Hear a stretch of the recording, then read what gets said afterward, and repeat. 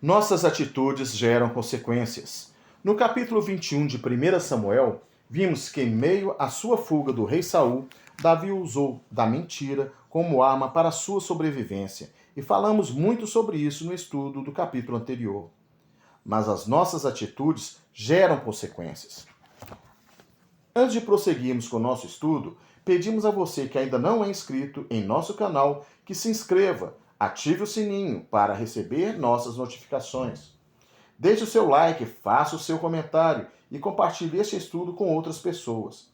Acesse nossas redes sociais e tenha acesso a diversos materiais de forma simples e gratuita. Nosso interesse é que você cresça no conhecimento da palavra e na sua intimidade com o Senhor.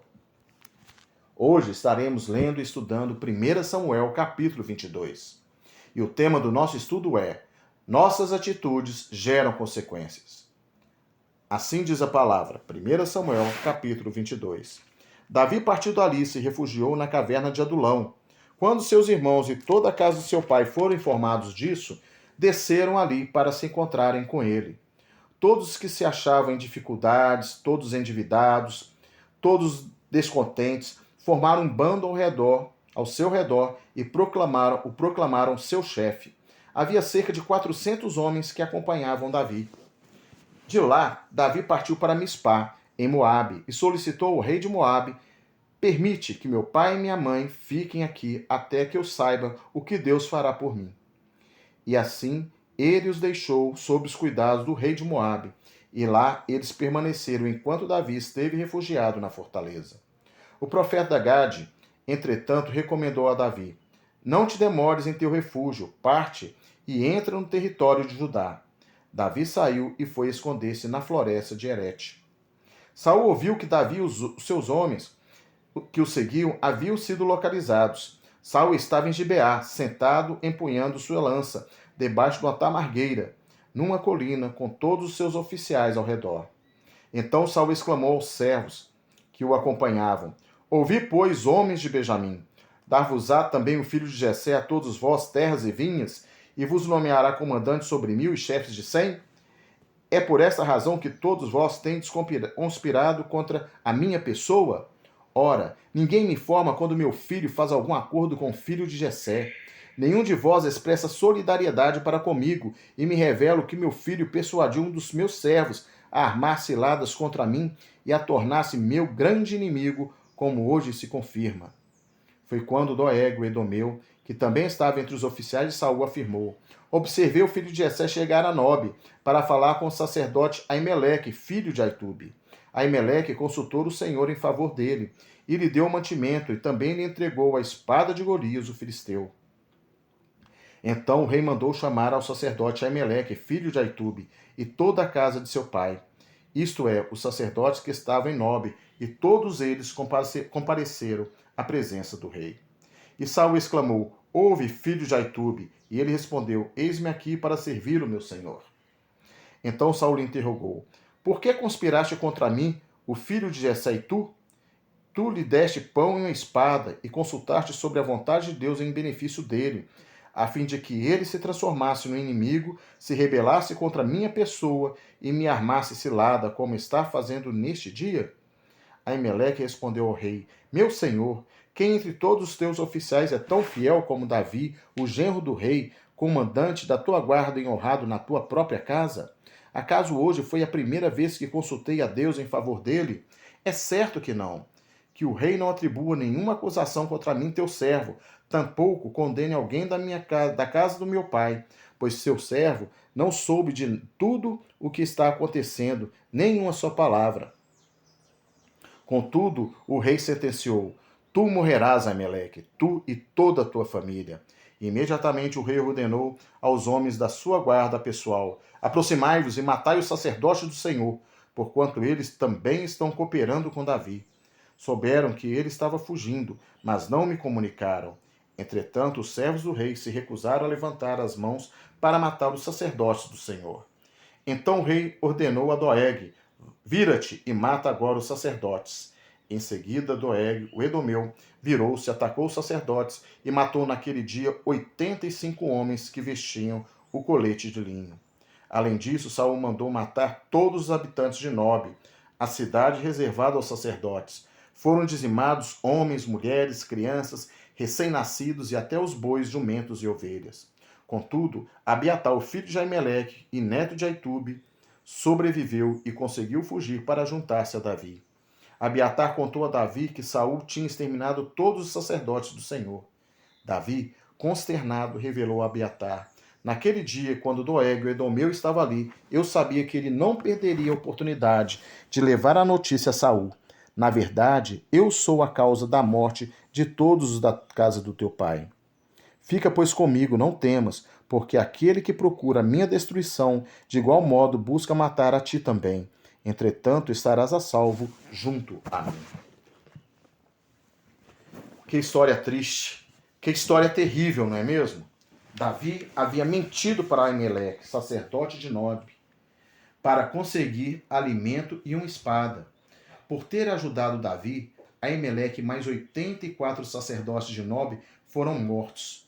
Mortos não, assassinados por ordem de Saul, mesmo estes sendo inocentes.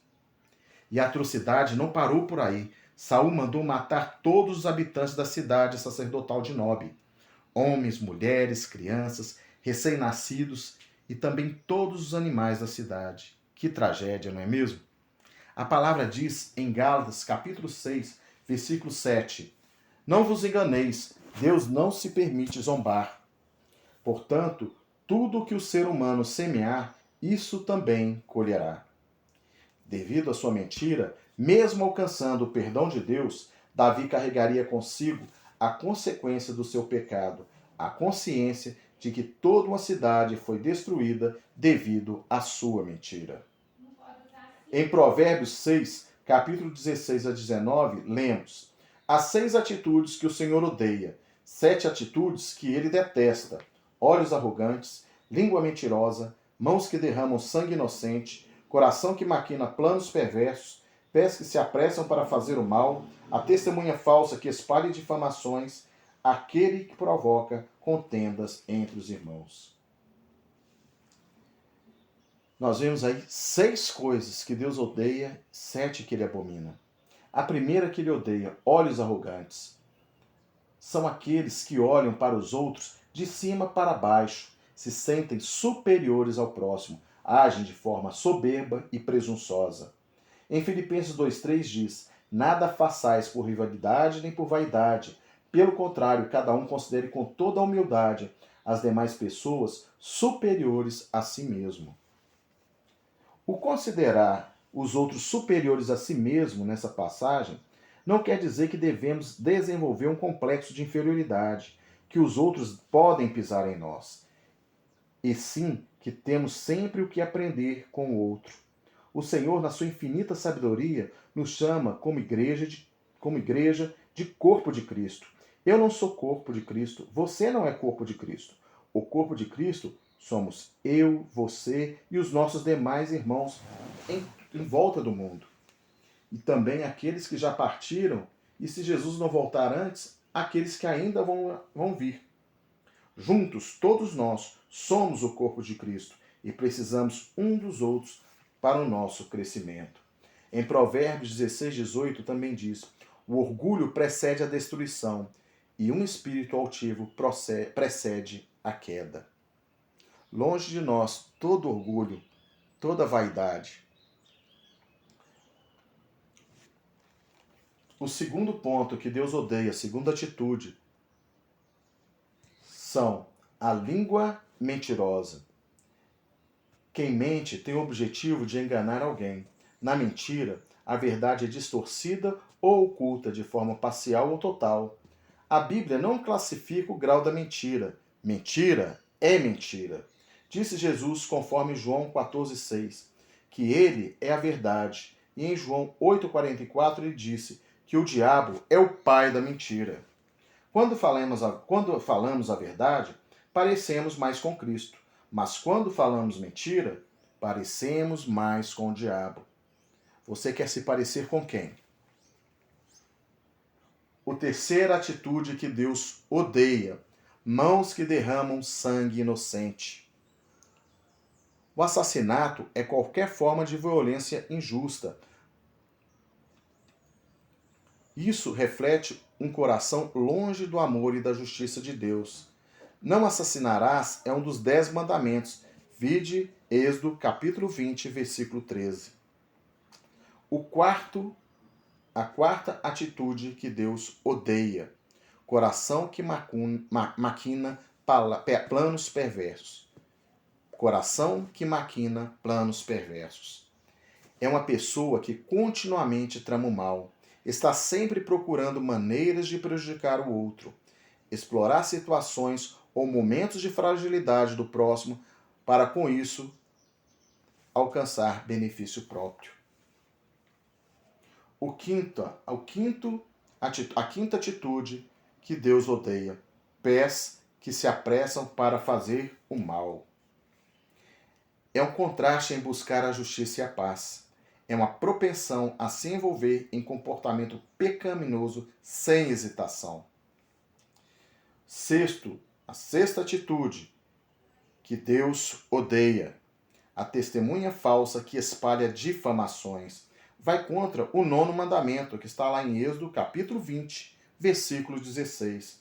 Tal comportamento pode levar o próximo a sofrer injustiça, prejudicar sua reputação e até mesmo destruir sua vida ou até mais outras vidas. Pode punir inocentes e absolver culpados.